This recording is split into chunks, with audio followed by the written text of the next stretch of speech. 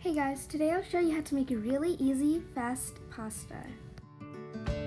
Get started by boiling a large pot of water and add your pasta and cook it according to the box. Mine took around 9 minutes. I usually don't like to salt my pasta water because I find that it makes no difference. While the pasta is boiling, cut half an onion into small dices. As you can see, my half was more of a third, so use the bigger side if you cut yours uneven like mine. After your pasta is done cooking, strain it into the same pot, add 2 tablespoons of olive oil, and then add your diced onion.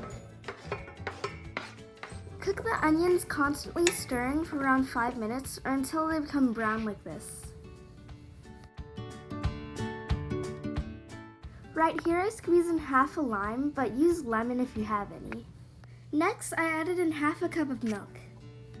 The recipe would probably taste better without peas, but since it was Father's Day and my dad's favorite vegetable is peas, I added some in. Next, add in 1 can of diced tomatoes.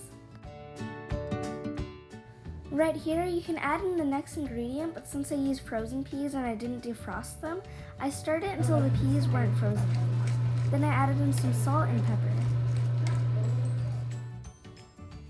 I added in 1 cup of cream next. You can use heavy cream or normal cream. It depends on how creamy you want your pasta. In here, I used a mix. This part is optional and I added in a sprinkle of Parmesan. Let the sauce simmer for around 5 minutes or until the sauce thickens up.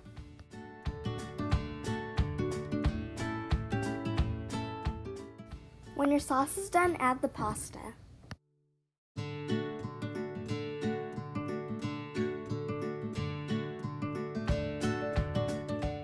This pasta sauce is pretty liquidy when you eat it right after it's done, so you can let it cool for around 5 minutes.